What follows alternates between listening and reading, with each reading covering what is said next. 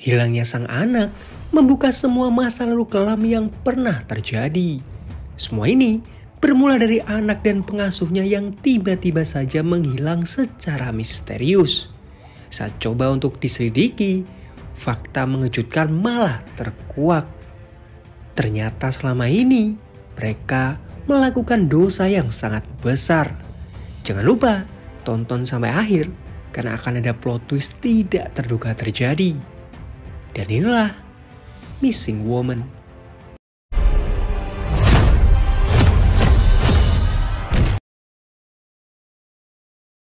Seorang single parent bernama Jisun bekerja sangat keras demi menghidupi anak semata wayangnya yang bernama Daan. Karena sangat sibuk, Daan diserahkan ke pengasuhnya yang bernama Hanme. Selesai bekerja, Jisun baru ingat bahwa dia membelikan Daan sebuah boneka. Tapi ternyata karena sudah sangat malam, Daan sudah tertidur. Esok harinya, Jisun terlihat kebingungan karena dia terlambat berangkat bekerja. Jisun lalu melihat Daan yang pilek. Sebelum berangkat, Jisun meminta Hanme untuk mengantarkan Daan ke dokter. Tapi Hanme bilang bahwa hari ini dokter sedang libur. Jisun juga bilang bahwa malam ini dia akan pulang terlambat. Jisun juga memberikan Hanme hadiah karena Hanme sudah sangat membantunya. Esok harinya, Jisun mendapatkan panggilan dari pengadilan terkait perceraiannya. Dia bingung dan menelpon pengacaranya karena tidak ada pemberitahuan apa-apa. Jisun yang panik mencoba mencari surat yang dimaksud. Dan ternyata Hanme lupa ngasih tahu tentang undangan dari pengadilan. Jisun pun jadi sangat buru-buru pergi ke pengadilan. Tapi di rumah terlihat tidak ada orang sama sekali. Jisun mengira Hanme mengantarkan anaknya ke dokter. Di pengadilan, pengacara suaminya bilang bahwa Jisun tidak kompeten untuk mengurus anaknya. Dia terlalu sibuk sampai anaknya sendiri diasuh babysitter. Apalagi gaji babysitter itu dia dapat dari pinjaman di bank. Pengacara suaminya tetap kekeh untuk hak asuh Daan diberikan ke suaminya. Jisun berusaha menjelaskan, tapi kata-katanya itu justru malah merugikannya. Pengacaranya meminta Jisun untuk tetap diam, karena jika terus begini malah mereka yang akan kalah di persidangan. Karena persidangan itu dia jadi telat masuk untuk bekerja dan atasannya pun memarahi Jisun. Saat bekerja, Jisun yang khawatir mencoba untuk menghubungi Hanme, tapi tidak ada respon. Dia lalu mengirimkan sebuah pesan ke Hanme. Di perjalanan pulang, Jisun teringat kejadian beberapa bulan yang lalu. Saat itu, Daan sedang sakit. Suaminya yang merupakan seorang dokter mencoba untuk memeriksa Daan. Nah, di saat itulah sebuah telepon masuk. Jisun di situ sadar bahwa itu adalah telepon dari selingkuhan suaminya. Jisun lalu menemui suaminya. Jisun meminta suaminya untuk mencabut gugatannya agar hak asuh Daan tetap dengan dirinya. Suaminya menolak. Toh selama ini Daan lebih banyak menghabiskan waktu dengan pengasuhnya. Suaminya juga bilang bahwa ibunya akan mengambil Daan besok pagi. Jisun pun pulang dan dia baru sadar bahwa dari tadi tidak ada orang sama sekali di rumah. Dia mencoba menelpon Hanme tapi tetap tidak ada respon. Dia pun keluar dan terlihat seorang pria di depan apartemennya. Tapi Jisun mengira orang itu cuma mau lewat. Jisun pergi ke taman tapi tidak melihat anaknya. Mencari di sekitar apartemen tapi tidak menemukan apa-apa. Jisun mencoba bertanya ke security di sana. Tapi security itu bilang dia tidak melihat Hanme sama sekali. Cuma ada yang aneh dari Hanme. Dia terlihat sangat menyayangi Daan layaknya anaknya sendiri. Akhirnya Jisun menanyakan ke tetangga sebelahnya. Karena pengasuh tetangga sebelah lah yang mengenalkan Hanme ke dia. Tapi ternyata pengasuh itu sudah lama berhenti. Jisun teringat bagaimana pertama kali Hanme datang ke rumahnya. Dia diperkenalkan oleh pengasuh tetangganya. Di sini terlihat Daan yang penuh bekas luka. Jisun cerita bahwa pengasuh sebelumnya yang sering menyiksa anaknya ketika anaknya menangis. Karena itu, Jisun memecatnya dan sekarang mencari pengasuh baru. Dan ternyata Hanmei belum begitu fasih berbahasa Korea karena dia berasal dari Cina. Tapi dia terlihat sangat menyayangi Daan. Pada akhirnya Jisun menerima Hanmei. Kembali ke masa sekarang, tetangganya ngasih nomor pengasuhnya yang dulu memperkenalkan Hanmei ke Jisun. Karena tidak bisa dihubungi, Jisun pun mengirimkan pesan suara. Atasannya lalu menelpon dan marah karena akhir-akhir ini Jisun tidak melakukan tugasnya dengan baik. Panik dan bingung, Jisun pun memutuskan mengerjakan laporannya. Tapi pikirannya tetap tidak tenang dan terus mengkhawatirkan anaknya. Dia mencoba menghubungi suaminya dan bertanya apakah ibu mertuanya sudah membawa Daan. Si suami malah bingung, tapi Jisun keburu menutup teleponnya. Jisun lalu mengecek kamarnya Hanmei dan menemukan kartu pengenal suaminya. Jisun langsung melaporkan hal itu ke polisi. Tapi tiba-tiba pengacaranya menelpon dan bertanya apakah Daan menghilang karena barusan pengacara suaminya menelpon dan mempertanyakan hal itu. Si pengacara mengira Jisun sengaja menyembunyikan Daan agar suaminya tidak bisa mengambil Daan. Jika hal itu benar, maka Jisun akan kehilangan hak asuh terhadap Daan dan dilarang bertemu dengannya sampai umurnya 19 tahun. Jisun yang mendengar hal itu langsung mencabut laporannya. Jisun lalu pergi ke alamat yang dimaksud. Dia menyusuri gang-gang tapi Jisun diminta pergi karena dia tidak bisa berbahasa Cina. Esok harinya, si ibu mertua datang. Jisun yang panik langsung pura-pura keluar dari rumah. Sebuah panggilan lalu masuk dari mantan asisten tetangga sebelah. Jisun menceritakan apa yang terjadi dan bertanya keberadaan Hanmei. Karena yang dia tahu, Hanmei adalah keponakan asisten tetangga sebelah. Mantan asisten itu bilang bukan, dia dibayar untuk memperkenalkan Hanmei ke Jisun. Jisun semakin bingung. Dia lalu pergi ke klinik langganannya. Nah di sana ternyata Hanmei memang pergi ke klinik tersebut 2 hari yang lalu dan meminta resep obat flu untuk 1 bulan penuh karena dia ingin bepergian. Jisun yang semakin bingung akhirnya kembali ke huniannya. Di sini dia melihat pria yang tadi malam sempat dia lihat lewat di apartemennya. Pria bernama Park itu mencoba menjelaskan bahwa dia pernah berhutang ke Hanmei. Jisun yang bingung saat itu menjelaskan bahwa Hanmei menghilang bersama anaknya. Mungkin Park tahu sesuatu atau tempat Hanmei berada. Park pun mengantarkan Jisun ke sebuah tempat pijat plus. Park memperkenalkan Jisun ke seorang germo di sana. Park bilang bahwa dulunya Hanmei bekerja di tempat tersebut. Dia meminta Jisun menanyakan ke para pekerja di sana. Siapa tahu mereka bertemu dengan Hanmei. Tapi ternyata tidak ada yang tahu keberadaan Hanmei. Park memberikan saran ke Jisun untuk meninggalkan nomor kontaknya. Siapa tahu di antara mereka ada yang bertemu dengan Hanmei. Baru saja keluar, tiba-tiba nomor tidak dikenal menelponnya. Seseorang di telepon itu bilang bahwa dia bersama dengan putrinya Jisun. Dia melarang Jisun untuk menghubungi polisi dan menuruti semua perintahnya. Pertama, Jisun harus menjauh dari Park dan bilang bahwa anaknya kecelakaan dan dia harus pergi. Jisun diminta untuk mentransfer sejumlah uang. Dia mendengar suara teriakan anak kecil. Jisun yang panik buru-buru pergi ke ATM. Si penculik meminta 30 juta won, tapi ternyata saldonya Jisun tidak cukup. Si penculik terus mengancam akan membunuh putrinya. Jisun mencoba bernegosiasi bahwa dia hanya punya uang 5 juta won. Si penculik meminta Jisun untuk mengirim semuanya. Jisun lalu diminta datang ke sebuah pelabuhan. Jisun buru-buru menaiki taksi. Ketika sampai di sana, dia tidak melihat sama sekali keberadaan anaknya. Jisun lalu melihat sebuah kantong kresek di pinggir laut. Saat dibuka, kresek itu berisi boneka. Jisun pun memutuskan untuk melaporkan semua ini ke polisi. Tapi polisi yang menyelidiki rekening tersebut bilang bahwa rekening itu dari penipu. Sudah banyak laporan masuk dari kasus penipuan tersebut. Jisun semakin bingung. Polisi lalu meminta fotonya Hanmei dan juga anaknya.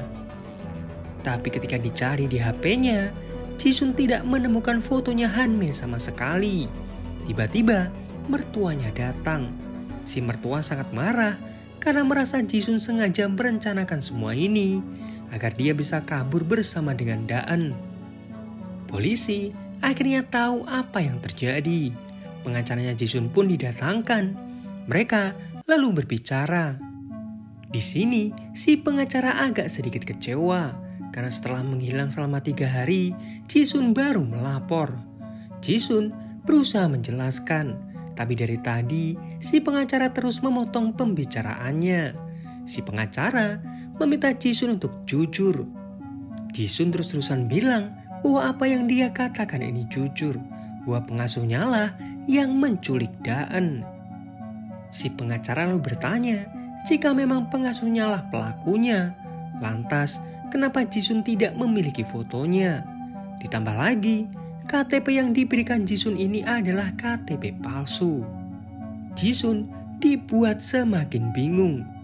Saat izin ke toilet, Jisun memutuskan untuk kabur dari kantor polisi. Di dalam, polisi mencoba mencari Jisun, tapi pengacara bilang bahwa Jisun izin ke toilet. Padahal saat itu Jisun kembali ke apartemennya dan mencoba mengecek CCTV. Security lalu datang bersama seorang siswa yang pernah mencuri sepeda di sana. Nah, siswa ini merasa ada yang aneh dengan Hanmei. Siswa ini cerita bahwa sepeda itu bukan dia dapat dari mencuri, tapi dari seseorang yang sengaja memberikannya. Saat itu, dia sedang memberikan makan kucing.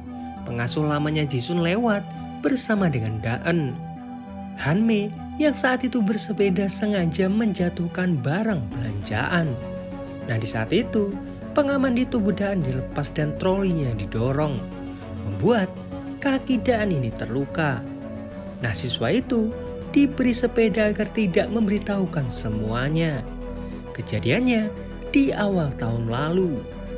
Jisun lalu ingat bahwa tahun lalu adalah pertama kalinya dia mempekerjakan Hanmei. Seolah semua ini sudah direncanakan oleh Hanmei. Jisun lalu pergi. Polisi mencoba menelponnya dan memintanya untuk bekerja sama. Tapi jika Jisun terus saja kabur, maka polisi akan mengirimkan surat penangkapan. Jisun tidak peduli. Yang dia pikirkan saat ini bagaimana caranya dia bisa menemukan anaknya. Jisun lalu kembali ke tempat pijat tersebut.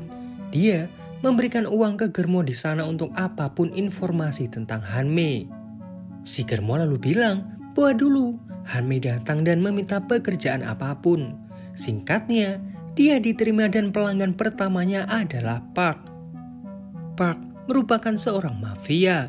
Dia akan melakukan apapun demi uang, termasuk memanfaatkan warga negara asing. Nah, suatu hari, Park melihat Hanmei yang membaca surat anestesi. Hanmei bertanya, apakah hatinya bisa dicangkokkan untuk seseorang? Park mencoba bertanya, siapa orang yang dimaksud? Tapi Hanmei tidak mau menjawab. Alarm lalu berbunyi.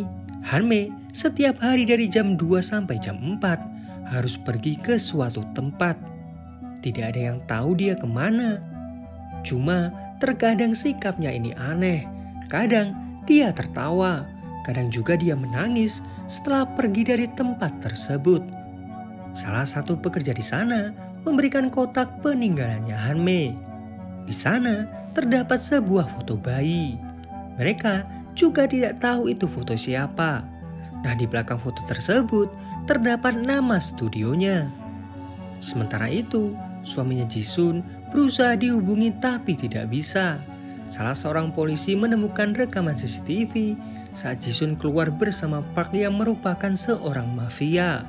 Hal itu justru membuat polisi jadi salah paham dan mengira bahwa Jisun bekerja sama dengan Park. Park sendiri saat ini mengambil semua uang di ATM-nya. Sementara Jisun mencoba pergi ke studio yang dimaksud. Tapi karena kepagian, studio tersebut belum buka. Jisun mendengar suara anaknya. Pikirannya kalut dan dia tiba-tiba tersadar dari mimpinya. Studio itu pun dibuka. Jisun mencoba bertanya tentang foto anak kecil tersebut. Si pemilik studio menemukan negatif fotonya. Dia ingat bahwa Hanmei adalah ibu dari anak itu. Di sana juga tertulis alamatnya. Di tempat berbeda, polisi menggerebek tempat pijat plus-plus tersebut. Mereka menemukan fakta bahwa Hanmei sudah menikah 4 tahun yang lalu dan memiliki seorang anak perempuan. Kembali ke Jisun, dia pergi ke alamatnya Hanmei. Di sana ada sebuah rumah yang terlihat tidak terawat. Seseorang mendekatinya. Orang tersebut adalah tetangganya Hanmei. Wanita itu juga berasal dari luar negeri dan menikahi orang Korea sama seperti Hanmei. Suami wanita itu menyarankan agar Hanmei kursus bahasa Korea dengan istrinya. Tapi ternyata mertuanya Hanmei tidak mengizinkannya. Mertuanya yakin bahwa Hanmei tidak harus bisa bahasa Korea, asalkan dia bisa memberikannya seorang cucu. Maka Hanmei tetap bisa tinggal di Korea. Suaminya Hanmei lalu keluar dan bilang bahwa dia tidak tertarik untuk belajar dan meminta mereka untuk pergi. Tetangganya ini melihat Hanmei dengan banyak bekas luka, tapi dia hanya terdiam. Saat hamil inilah Hanmei diizinkan untuk ikut kursus. Suatu hari setelah anak itu lahir, Hanmei kebingungan karena anaknya sangat panas. Coba untuk diperiksakan ke dokter, tapi dokter meminta Hanmei membawa anak itu ke rumah sakit. Nah, karena mereka butuh persetujuan suaminya Hanmei, suaminya pun diminta untuk datang. Cuma suaminya menolak dan membawa anak itu pergi. Mereka menyalahkan Hanmei atas apa yang terjadi. Si mertua malah tambah aneh, seakan tidak peduli dengan kondisi cucunya. Si mertua malah bilang bahwa Hanmei bisa punya anak lagi. Setelah itu, Hanmei menghilang dan membawa anaknya untuk berobat ke Seoul. Cuma mereka tidak tahu di mananya. Satu-satunya foto terakhir yang Hanmei kirim hanya foto anaknya yang dirawat. Tiba-tiba polisi datang dan Jisun langsung kabur dari sana. Tapi dia tertangkap. Di kantor polisi, mertuanya Hanmei kebingungan mencari anaknya yang hilang. Jisun di sini berpikir karena dia tidak asing dengan baju yang dipakai anaknya Hanmei. Dia lalu ingat bahwa rumah sakit tempat anaknya dirawat adalah tempat di mana suaminya ini bekerja. Suaminya dihubungi. Jisun langsung merebut HP itu dan yakin bahwa suaminya lah yang sejak awal menculik anaknya dan memerintahkan Hanmei untuk melakukannya. Jisun yakin suaminya pasti punya suatu hubungan dengan Hanmei. Saat di perjalanan, salah satu polisi bilang bahwa anaknya Hanmei menderita penyakit. Jika dia tidak mendapatkan transplantasi hati, maka anak itu akan meninggal dalam waktu 2 tahun. Masalahnya, hatinya Hanmei tidak cocok. Polisi mencoba menyimpulkan, apakah Daen sengaja diculik agar hatinya bisa ditransplantasikan ke anaknya Hanmei. Apalagi mereka tahu ada Park di balik Hanmei yang bisa saja melakukan hal itu karena dia seorang mafia. Di rumah sakit, polisi di sana mencoba bertanya tentang anaknya Hanmei. Tapi suaminya Jisun yakin bahwa anaknya Hanmei tidak pernah dirawat di sana. Polisi mendapatkan laporan tentang mobil yang terbakar. Polisi langsung pergi ke TKP. Di sana ada sebuah jasad yang sudah tewas terbakar. Jisun saat itu panik, tapi polisi bilang bahwa tidak ada anak kecil di dalam mobil. Ditambah lagi, jasad tersebut sudah berada di sana selama 1 minggu. 1 minggu yang lalu, Jisun ingat bahwa Hanmei terlambat untuk datang. Wajahnya nampak pucat dan ada bekas luka di tubuhnya. Cuma, Jisun tidak menanyakan apa yang terjadi. Polisi pergi lagi ke rumah sakit. Di sini, Jisun mendengar seseorang bersenandung. Senandung yang sama yang sering Hanmei lantunkan untuk Daen. Jisun mendekatinya. Wanita itu menjelaskan bahwa Hanme sering menyenandungkan lagu itu untuk menenangkan anaknya. Suatu hari, pihak rumah sakit meminta Hanme untuk mendatangkan wali anaknya, yaitu suaminya. Hanme juga diperlihatkan biaya rumah sakit. Jika Hanme tidak mampu membayarnya, maka anaknya akan dikeluarkan dari rumah sakit tersebut. Hanme yang saat itu butuh uang menghubungi Park. Dia berniat menjual ginjalnya. Sebelum itu, Hanme meyakinkan sekali lagi bahwa dia sangat butuh uang tersebut paling lambat minggu depan. Tapi esok harinya pihak rumah sakit malah mengusir anaknya Hanme dari sana karena suaminya yang merupakan seorang wali anak itu mempersilahkan pihak rumah sakit melakukannya. Hanme yang merupakan warga negara asing tidak punya hak untuk tetap membuat anaknya dirawat di sana. Bekas luka di ginjalnya pun terbuka. Hanme meminta tolong ke seorang dokter tapi diabaikan. Nah, di saat itulah tanda pengenal dokter itu yang merupakan suaminya Jisun terjatuh. Anaknya terus saja menangis. Ternyata tempatnya digantikan oleh Daan yang saat itu juga sedang sakit. Kembali ke masa sekarang, polisi mengubah kasus hilangnya Daan sebagai kasus penculikan. Polisi juga mulai melakukan penyelidikan di rumahnya Jisun. Jisun seakan ingat bahwa dulu saat Daan sakit, tidak ada kamar kosong di rumah sakit tersebut. Jadi dia meminta suaminya yang merupakan seorang dokter untuk membantunya.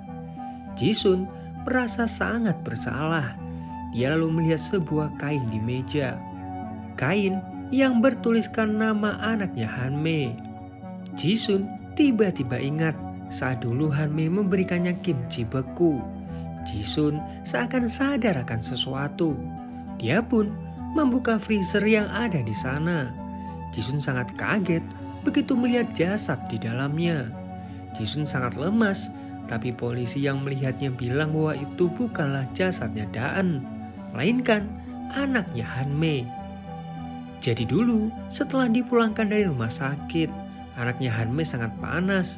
Dia mencoba meminta bantuan, tapi di tengah jalan anaknya sudah tidak bernafas lagi. Kembali ke masa sekarang, Jisun seakan paham apa yang dirasakan Hanme. Dia teringat saat di taman Hanme terlihat sangat menyayangi Daan. Sementara itu, Park berhasil ditangkap karena ditemukan jejaknya di TKP tempat pria terbakar tersebut. Jisun lalu masuk dan memohon ke Park agar memberitahunya di mana keberadaan Hanme. Park pun cerita bahwa beberapa bulan yang lalu Hanme menyerahkan semua uang hasil kerjanya ke suaminya. Si suami pun meminta untuk berhubungan. Park yang saat itu kesal mencoba menghajar suaminya Hanme. Tapi Hanme malah melarangnya karena hanya suaminya lah yang bisa mendaftarkan anaknya ke rumah sakit. Esok harinya, Hanme meminta bantuan Park untuk menjual ginjalnya. Dia yakin dengan semua pengorbanannya ini, anaknya pasti akan selamat. Beberapa hari setelahnya, Park datang menyerahkan uang hasil penjualan ginjal. Tapi ternyata dia sudah terlambat karena Hanme sudah diusir dari rumah sakit. Setelah itu, Park tidak pernah bertemu lagi dengan Hanme. Cuma sebulan yang lalu, Hanme menemuinya dan meminta Park untuk membunuh suaminya. Hanme nampak berbeda. Dia sekarang bekerja sebagai pengasuh. Jika Park berhasil membunuh suaminya, maka Hanme akan menyerahkan anak majikannya yang merupakan seorang dokter. Park bisa memeras mereka, tapi entah kenapa Hanme malah mengingkari janjinya dan menghilang bersama Daan.